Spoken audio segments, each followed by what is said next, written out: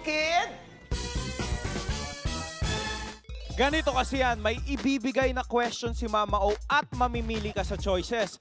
Kada correct answer ay 2 points na. Dito, 1 still lang ang pwede. Last round na ito. Kaya naman, good luck, players! Kamay sa tenga. Ito na ang Q1. Ito na nakakalokang usap-usapan at tinatawag na shocking. Ang eksenang ito ni Catherine. Ang eksena ay, is it A, fight scene, B, kissing scene, C, panganganak scene? Ichika mo na! Dali! Yes, Juliana. Ayan! Paano yung irap mo? Well, What's your answer? B, kissing scene. Kissing scene is correct! Kasi nga sabi nila kung kay Daniel daw sa kanyang ex-boyfriend na si Daniel Padilla, smack lang. Oo nga. Ito pinag-uusapan talaga yung kissing scene ni Catherine at ni Alden. Eh bakit ba lumala ng ganon? Malala. Eh kasi nga wala na sila ni DJ. So may ano pa yan, meron pang wall yan si Catherine. Eh dito bumigay na siya talaga. Love. Oo. Pero very artistic naman ang Atake. ang atake doon sa kissing scene na yun, sa Hello Love Again. Kamay sa tenga! Ito na ang Q2. Alam nyo ba may malaking problema ngayon ng Hello Love Again? Eh, yun nga, baka raw maka-apekto ito sa box office. Ang problemang ito ay, is it A, pang-boycott ng Aldab, B, piracy, C, kulang sa promo. Ichika mo na! Dali! Ay! Grabe si Juliana. Paano yung irap?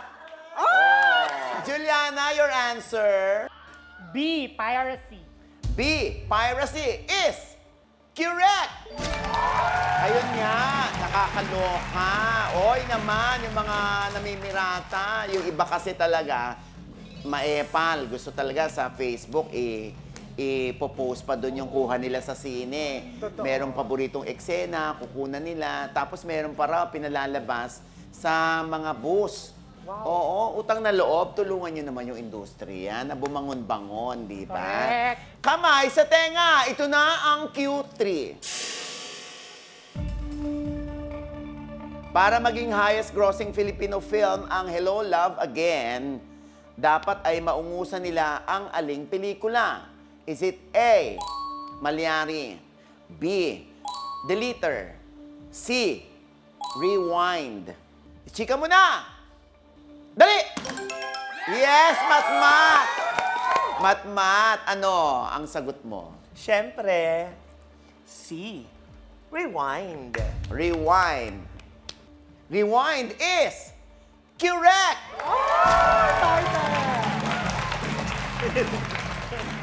Highest grossing film yung part 1 na Hello, Love, Goodbye na naka 880 million in 2019. Tapos lumampas sa 900 million naman ang Rewind ni na Ding Dong at Marian na isang MMFF entry last year. Ako naman, sabi nga nila medyo wala ng wall dito si Catherine Bernardo. Talagang bumigay na siya sa kissing scene. O, meron pa silang bed scene dito, no? Eh, sinasabi nila, baka magjowa na talaga sila, kaya parang totoong-totoo yung kissing scene. Hindi, feeling ko naman hindi pa sila. Oo, kasi wala pang pag-amin mula kay Catherine at kay Alden. Feeling ko lang, wala na kasing sabit si Catherine. Wala nang magbabawal sa kanya na gawin ito hanggang dito lang eksena mo. Dahil nga, single na ulit si Catherine.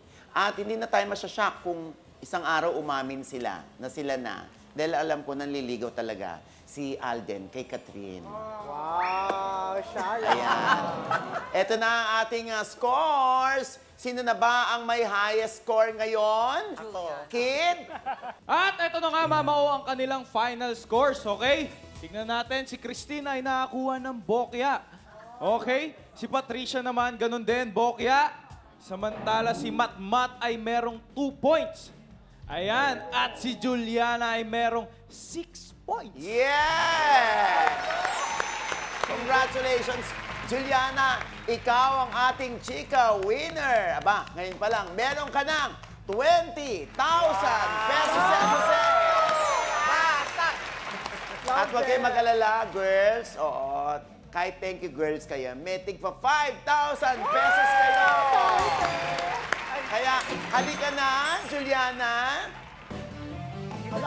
Ay, nako, ayan na, Juliana. Mukhang kailangan ni Juliana itong kanyang winning moment, ano? Ayan. Up next, mas exciting na jackpot round kung saan pwede pang madagdagan ng cash mo, Juliana, ng 30,000 pesos for a total of 50,000 pesos.